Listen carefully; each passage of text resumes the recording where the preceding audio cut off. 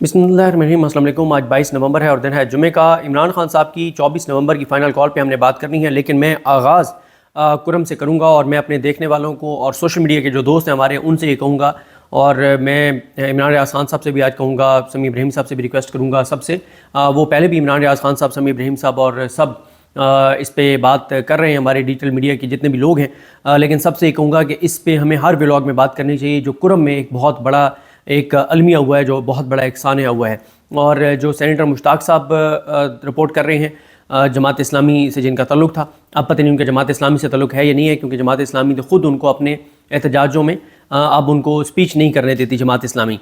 तो सेनेटर मुश्ताक साहब जो बता रहे हैं वो 110 निहत्ते लोगों की शहादत को वो रिपोर्ट कर रहे हैं कि 110 लोग शहीद हुए हैं। एग्जैक्ट फिगर अभी तक पूरी हुकूमत और किसी हुकूमती इदारे ने अभी तक फिगर नहीं दी, और कोई तवज्जो नहीं है। सारी तवज्जो जो है वो करप्शन, लूटमार, मफाद, इक़्तिदार और अपने इक़्तिदार को बचाने के लिए जुल्म, जबर, फस्तायत, बर्बरियत के ऊपर इस वक्त पूरा फोकस है। और वैसे मैं आपको बता दूं कि AJK में भी प्रोटेस्ट चल रहे हैं। वहाँ वैसे मुझे क्योंकि मैं उसको कवर नहीं कर सका पहले कभी उस तरह से, तो मुझे नहीं पता कि वहाँ पे किस चीज़ पे प्रोटेस्ट हो रहा है। अभी मैंने ट्वीट भी किया है, तो उसकी भी नेक्स्ट वीडियोज़ में आपको डिटेल बताएंगे कि वहाँ क्यों प्रोटेस्ट हो रहा है, क्या उनके मुतालबात हैं। लेकिन बड़ा तगड़ा प्रोटेस्ट जो है वो AJK में हो रहा है। वहाँ पर भी पुलिस ने बहुत बर्बरियत की है, लेकिन AJK वाले भी KPK वालों की तरह हैं, पंजाब वालों की तरह नहीं है। AJK में भी जब पुलिस ने बर्बरियत की है तो पुलिस को फिर ईंट का जवाब पत्थर से मिला है। हाँ, AJK वाले भी यही कहते हैं कि कानून के मुताबिक कोई कार्रवाई करनी है आप करें, लेकिन आप जबर, बर्बरियत, यजीदियत और फसाइयत करेंगे तो फिर AJK वाले भी सही टकरे हैं पुलिस को और अपनी हुकूमत को, और वो किसी तौर पे भी सरेंडर नहीं कर रहे और शिकस्त नहीं मान रहे, और वो आगे बढ़ते चले जा रहे हैं। उस पर हम बाद में बात करेंगे। पहले मैं एक स्टोरी है इज़हारुल्लाह साहब की, जो इंडिपेंडेंट उर्दू के लिए रिपोर्ट करते हैं। ये बहुत एक तकलीफदेह स्टोरी है। इस पे बात करने के बाद फिर मैं आपको बताता हूँ कि इस वक्त इमरान खान साहब की फ़ाइनल कॉल के वाले से क्या सूरत हाल है, और आप सबको मैं ये कहूँगा कि प्लीज़ प्लीज़ प्लीज़ कुरम पे बात करें। इसीलिए मैं पहली स्टोरी जो है वो कुरम के ऊपर जो है वो बात कर रहा हूँ, क्योंकि ये वो इलाके हैं बलूचिस्तान के, KPK के, जो निगलेक्ट होते हैं, जिन पे हम बात नहीं करते तो वो दब जाती हैं स्टोरीज़, और जब दब जाती हैं तो हुकूमत समझती है कि वाक़या हुआ ही नहीं है। अच्छा, हमारी हुकूमत का क्या तरीक़ाकार है? हमारी हुकूमत का तरीक़ाकार ये है कि मीडिया से ख़बर रुकवा दो, बाकी लोग मरते हैं, मरते रहें, दहशतगर्दी होती रहे, बस TV पे ख़बर ना चले। इनको लगता है कि TV पे अगर ख़बर नहीं आएगी ना तो फिर ऐसे समझें कि सब अच्छा चल रहा है। ये इंतहाई अहमकाना इनकी जो है वो हिकमत अमली है। अब जो कुरम वाक़े पे रिपोर्ट कर रहे हैं इज़हारुल्लाह साहब, वो कहते हैं कि अपनों के जनाज़ों पर रोने के लिए भी नहीं जा सकते। पारा चनार में हमारे अपनों के जनाजे पड़े हैं, लेकिन रोड बंद होने की वजह से हमें तकलीफ़ यह है कि हम उन जनाज़ों पर रोने के लिए भी नहीं जा सकते। ये कहना था पारा चनार से तल्लुक़ रखने वाले हसन रज़ा का, जो गुज़िश्ता रोज़ पारा चनार रोड पर गाड़ियों के काफ़िले पर हमले के ख़िलाफ़ पेशावर में एहतजाज में शरीक थे। हसन रज़ा ने इंडिपेंडेंट उर्दू को बताया कि यहाँ मौजूद कई लोगों के रिश्तेदार कल के वाक़े में जान से गए हैं, और बड़ी तकलीफ़ यह है कि हम इन जनाज़ों में शिरकत के लिए भी नहीं जा सकते। उन्होंने बताया कि ज़िला कुरम में ज़िले इंतज़ामिया, सूबाई और वफाकी हुकूमत अमन बहाल करने में नाकाम हो चुके हैं, और इन सबको मुस्ताफ़ी हो जाना चाहिए। हसन रज़ा ने बताया कि हुकूमत के लिए शर्म का मकाम है कि अभी तक मुज़म्मती बयान तक जारी नहीं किया गया, जबकि पारा चनार में अभी करबला का मंजर है, जहाँ बुज़ुर्गों, जवानों और ख़वातीन के जनाजे अभी तक पड़े हैं। पेशावर में पारा चनार से तल्लुक़ रखने वाले रिहायशियों ने पेशावर प्रेस क्लब से सूबाई असम्बली तक मार्च किया, जिनमें गम व गुस्सा भी नज़र आ रहा था। मुज़ाहिरीन मुतालबात के हक़ में नाराबाजी कर रहे थे, जबकि मुजाहरे में ख़वातीन और बच्चे भी शामिल थे, जिन्होंने हाथ में कतबे उठा रखे थे। काशिफ हुसैन का तल्लुक़ भी पारा चनार से है और इस्लामाबाद में रहते हैं। उन्होंने इंडिपेंडेंट उर्दू को बताया कि मेरी 60 साल चची गुज़िश्ता रोज़ के वाक़े में जान से गई हैं। ताहम काशिफ के मुताबिक वो और उनका एक बेटा जो इस्लामाबाद में है जनाजे में शिरकत के लिए नहीं जा सकते, क्योंकि रोड मुकम्मल तौर पर बंद है।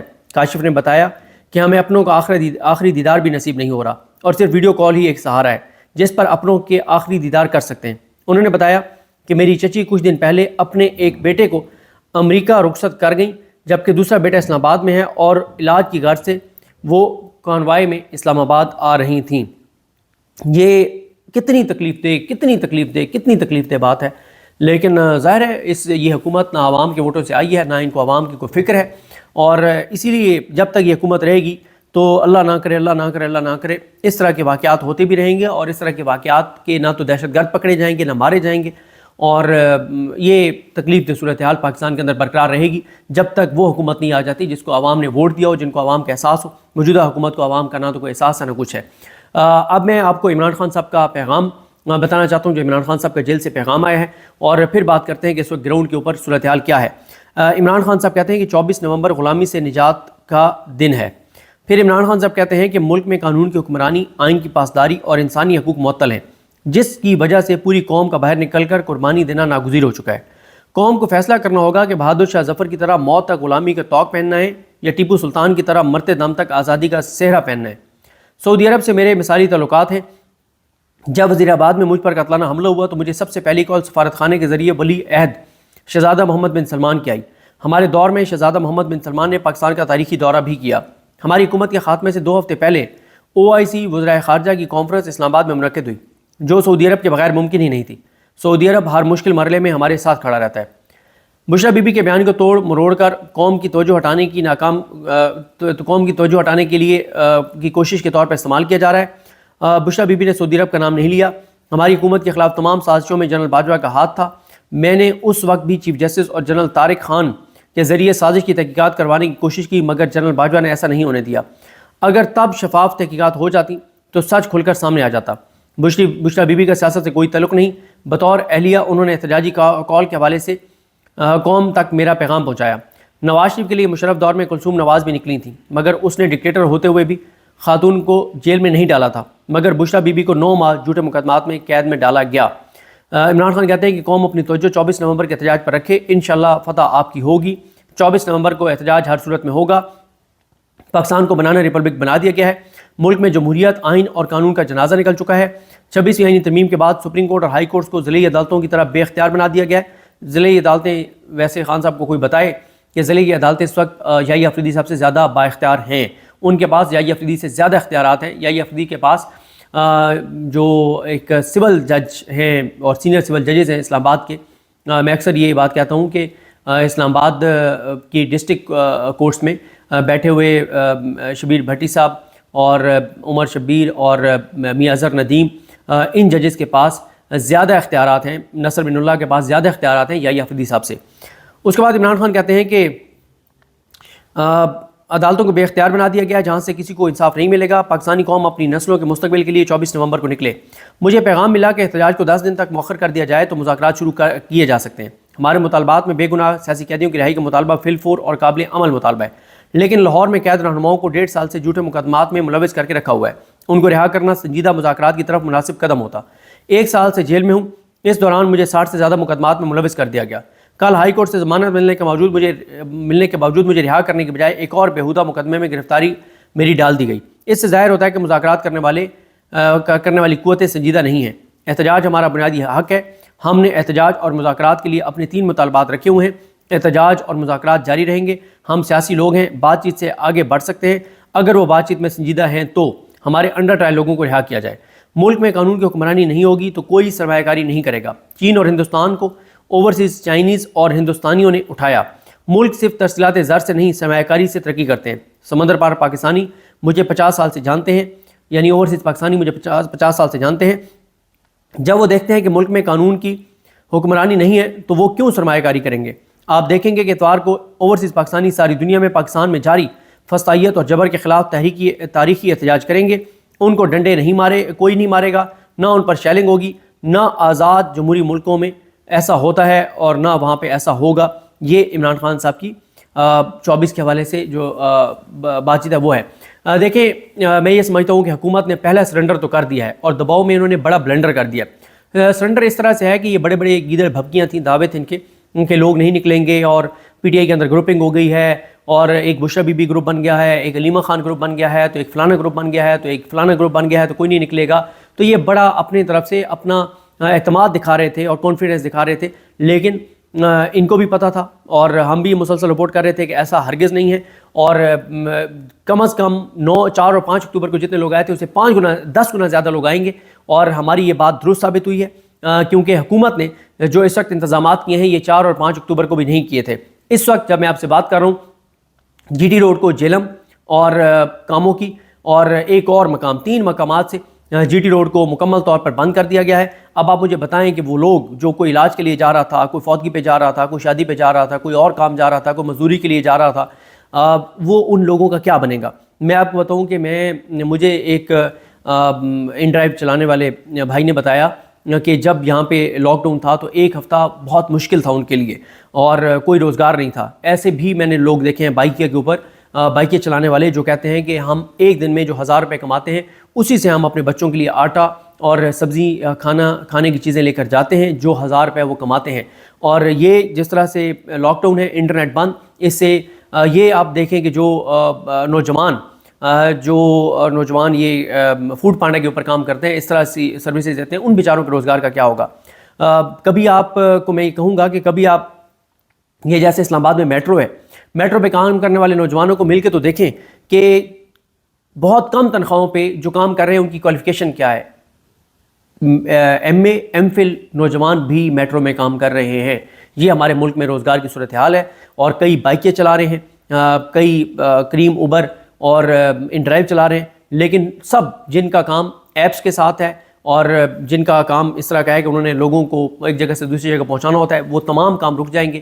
اور کئی لوگ ان کے گھروں میں فاقے ہوں گے, وہ گھر میں کھانا نہیں اپنے بچوں کو کھلا سکیں گے. لیکن ان کو کیا, چوروں ڈاکو لٹیروں کو اس سے کیا فرق پڑتا ہے؟ ان کی ذات اور مفاد کا معاملہ ہے اور ان کو تو کوئی فرق نہیں پڑتا. لوگ بھوکے خدا نخواستہ مرتے ہیں, مر جائیں, خودکشیاں کرتے ہیں, خودکشیاں کریں, لیکن ان کا فوکس اپنی ذات اور مفاد اور کرپشن اور لوٹ مار ہے. ٹرانسپورٹ بند کر دی گئی ہے. جو ٹرانسپورٹ کے اڈے ہیں ان کو نوٹسز جاری کر دیے گئے ہیں. لاہور میں ایون کہ جو لاہور کے اندر جو روڈ ہے ان کو بند کیا جا رہا ہے. لاہور کے اندر کنٹینر لگائے جا رہے ہیں اور رنگ روڈ کو جو ہے وہ بند کیا جا رہا ہے یا بند کر دیا گیا ہوگا. اسلام آباد میں مزید کنٹینرز لگائے جا رہے ہیں. موبائل سروس بتایا جا رہا ہے بند کر دی جائے گی. مریم نواز خان صاحبہ جو جیو کے لیے رپورٹ کرتی ہیں اور فرام کوٹ روم نمبر 1 میں وسیم ملک صاحب کے ساتھ ان کا پروگرام آپ نے دیکھا ہوگا, بہت زبردست وہ پروگرام کرتے ہیں. تو مریم نواز خان صاحبہ نے یہ رپورٹ کیا ہے کہ انٹرنیٹ بھی بند کر دیا جائے گا, موبائل سروسز بھی بند کر دی جائیں گی. اور ویسے انٹرنیٹ تو ابھی سے سلو ڈاؤن جو ہے وہ کر دیا گیا ہے. اور اسی طرح سے جو پہلے آپ دیکھیں نا کہ رانا ثناء اللہ محسن نقوی پہ تنقید کر رہے تھے کہ انہوں نے زیادہ کنٹینر لگا دیے تھے, اب تو اس سے بھی ڈبل انتظامات ہو رہے ہیں. اور چھوٹی چھوٹی جو گلی ہیں, اسد اللہ خان صاحب کو میں سن رہا تھا, وہ کہہ رہے تھے کہ 72 راستے اسلام آباد میں جو اسلام آباد کے 72 راستے بند کیے جا رہے ہیں. مین شاہراہیں, مین جو روڈز ہیں, جو گلیاں ہیں, جو مختلف اطراف سے پیدل بھی لوگ آ سکتے ہیں, 72 راستے راولپنڈی اسلام آباد کے بند کیے جا رہے ہیں. یہ اس وقت ان کے خوف کا عالم ہے اور اتنا پی ٹی آئی نے ان کو خوف زدہ کر دیا ہے کہ ان کی کامپیں ٹانگی ہوئی ہیں.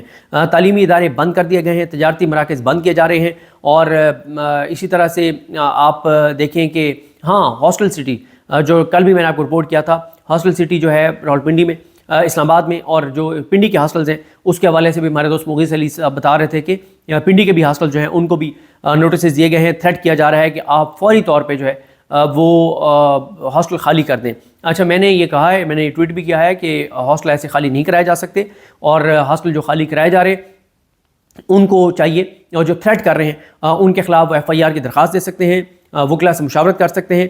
اور وکیل ایسے اویلیبل ہیں, نہیں ہیں تو آپ ٹویٹ کریں, آپ کو وکیل مل جائے گا, آپ کو وکیل گائیڈ کرے گا. اگر کوئی پولیس والا آپ کو تھریٹ کر رہا ہے, دھمکی دے رہا ہے, تو آپ اس کے خلاف جا کے اور تھانے میں ایف آئی آر کی درخواست دیں یا عدالت میں رجوع کریں کہ جناب ہمیں اس طرح سے تھریٹ کیا جا رہا ہے. ان کی آڈیو ریکارڈنگ کر کے رکھیں, ان کی ویڈیو ریکارڈنگ کر کے رکھیں, اور کیمروں کی فوٹیج نکال کے رکھیں, عدالتوں سے رجوع کریں. ورنہ یہ تو ہر چوتھے دن یہی ڈرامہ ہوگا کہ آج یہ ہو رہا ہے تو ہاسٹل بند کر دیں, آج یہ ہو رہا ہے. میرا خیال ہے کہ ہاسٹل کے جو مالکان ہیں, جو اسٹوڈنٹس ہیں, ان کو عدالتوں سے رجوع کرنا چاہیے اس سے. اور اسی طرح سے یہ سرکاری یونیورسٹیز کے ہاسٹل کو خالی کروا رہے ہیں, اور یہ صورتحال ہیں. لاہور میں جس طرح سے میں نے آپ کو بتایا کہ لاہور کے اندر جو صورتحال ہے اس پہ عمر دراز گوزل صاحب اے بی این نیوز کے بیورو چیف ہیں, بڑے زبردست رپورٹر ہیں اور بڑے زبردست صحافی ہیں. تو عمر دراز گوزل صاحب نے لاہور کی سڑکوں سے بھی جو ہے وہ رپورٹ کیا کہ وہاں پہ حالات کیا ہیں. تو جس طرح سے میاں والی کو پورا میاں والی کے راستوں کو سیل کیا جا رہا ہے, کیونکہ ان کو پتہ ہے کہ میاں والی بھی عمران خان صاحب کا شہر ہے اور میاں والی سے بھی بڑی تعداد میں لوگ آئیں گے. تو اس بار جو ہے وہ پہلے سے ڈبل انتظامات ہیں. حالانکہ دعوے یہ جھوٹ یہ بول رہے تھے کہ کوئی لوگ نہیں نکلنے, 4-5 ہزار لوگ نکلیں گے, 4-5 ہزار لوگوں کے لیے اتنے انتظامات نہیں ہوتے. لوگ جناب تیار ہیں, اسلام آباد آنے کو تیار ہیں. اور اب میرا ایک اور سوال ہے, اگر تحریک انصاف کہہ دیتی ہے کہ جی 24 کو سارے راستے بند ہوں گے, ہم 26 کو پہنچیں گے, ہم 27 کو پہنچیں گے, ہم 28 کو پہنچیں گے, تو کیا 4 دن اور راستے بند رہیں گے؟ 4 دن اور ہی کنٹینر لگا کے بند رکھیں گے؟ کب تک یہ بند رکھ سکتے ہیں؟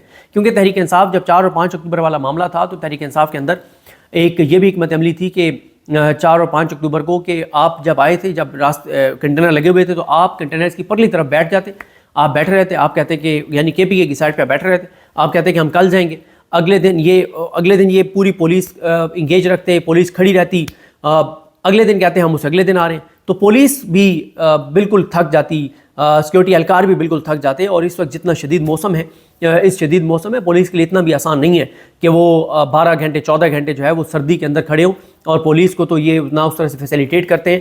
تو تحریک انصاف کا دیکھنا ہے کہ اب اگر تو تحریک انصاف نے 24 کو نکل کے اور 24 کو اسلام آباد انٹر ہونے کی کوشش کی، تو پھر تو 24 کو یہ معاملات یا وہ انٹر ہو جائیں گے یا معاملہ ڈیفیوز ہو جائے گا. لیکن اگر تحریک انصاف یہ کہتی ہے کہ ہم 24 کو کہتے ہیں کہ کچھ قافلے نکلتے ہیں، باقی وہ کہتے ہیں کہ ہم جو بھی ان کی حکمت عملی ہوگی کہ ہم کے پی کے سائڈ پہ آ کے بیٹھ جائیں گے اور پھر اگلے دن کوشش کریں گے اور وہ تھکائیں اسلام آباد انتظامیہ کو، کیونکہ زیادہ دیر یہ سڑکیں بند نہیں رکھی جا سکتی اور یہ حکومت لوگوں میں اپنی نفرت پیدا کر رہی ہے. اب آپ مجھے بتائیں کہ جو لوگ جب پہلے انہوں نے لاک ڈاؤن کیا تھا اور انہوں نے شہر کو بند کیا تھا، تو اتنی تکلیف دہ سٹوری سامنے آئی تھی کہ ایک فیملی جو ایک شہر سے دوسرے شہر میں جانا چاہ رہی تھی، ان کی فیملی میں ڈیتھ ہوئی اور وہ اپنی قریبی عزیز کی کے جنازے میں نہیں پہنچ سکے تھے، بلکہ کئی لوگ ان کے جنازے میں نہیں پہنچ سکے تھے، اور کئی تو ان کے بہت قریبی فیملی ممبر تھے، وہ اس کے آخری وہ جو ایک ہوتا ہے کہ جب کوئی اس کی ڈیتھ ہوتی ہے تو آپ آخری کہتے ہیں کہ دیدار کرنا ہے، اس کو دیکھنا ہے، اس کی تدفین میں شریک ہونا ہے، تو لوگ نہیں ہو سکے تھے. تو اب آپ مجھے بتائیں نا کہ جو بندہ کسی اپنے کے جنازے میں شریک نہیں ہو پائے گا تو وہ ساری عمر اس حکومت سے محبت کرے گا یا نفرت کرے گا، ان کو بد دعائیں دے گا یا ان کو دعائیں دے گا. تو یہ ساری صورتحال ہے. لیکن کانپیں ٹانگی ہوئی ہیں، دباؤ میں یہ ہیں، اور یہ اس وقت انہوں نے بلنڈر کیا ہے کہ جو انہوں نے خود ہی سارے راستے بند کر دیے ہیں. اور پی ٹی آئی کے تو چلے ہم کہہ رہے تھے 3 لاکھ یا 4 لاکھ لوگوں نے آنا ہے، لیکن روزانہ کروڑوں لوگ ٹریول کرتے ہیں ایک مطلب پورے پاکستان میں. اور جب کروڑوں لوگ ٹریول کرتے ہیں، چلے ہم زیادہ نہیں کہتے، ہم 1 کروڑ لوگ کہہ دیتے ہیں، چلے ہم کروڑوں نہیں کہتے 1 کروڑ کہہ دیتے ہیں. اگر 1 کروڑ لوگوں نے لاہور سے لے کے اور اسلام آباد اور درمیانی راستوں پہ ٹریول کرنا ہوتا ہے ڈیلی، اور یہ موٹر ویز پہ ٹریول کرنا ہوتا ہے کے پی کے سے اسلام آباد، ان موٹر ویز جتنی بند کی گئی ہیں، جتنی ہائی ویز بند کی گئی ہیں، ان ساروں پہ ڈیلی 1 کروڑ لوگ ٹریول کرتے ہیں. تو 1 کروڑ لوگ جو ٹریول نہیں کر پائیں گے، وہ وہ ان کی فیملی میں 5 بندے بھی ہوں تو 5 کروڑ لوگوں کی تو روزانہ نفرتیں یہ حکومت اور بد دعائیں یہ حکومت لے رہی ہوگی. تو لیکن ان کو نفرت سے فرق نہیں پڑتا، کیونکہ یہ ان کو کانفیڈنس ہے کہ عدالتیں ہم نے فتح کر لی ہیں. یا افریدی صاحب کو ہم نے بٹھا دیا، امین الدین خان صاحب کو ہم نے بٹھا دیا، ادھر عامر فاروق صاحب بیٹھے ہیں، ادھر عالیہ نیلم صاحب بیٹھے ہیں. وہ کہتے ہیں کہ عدالتوں سے ہی مسئلہ ہوتا ہے، عدالتیں ہماری اپنی ہیں، جج ہمارے اپنے ہیں، چیف جسٹسز ہمارے اپنے ہیں، آئینی بینچ ہمارا اپنا ہے، تو ہمیں کوئی پریشانی کوئی گھبراہٹ نہیں ہے.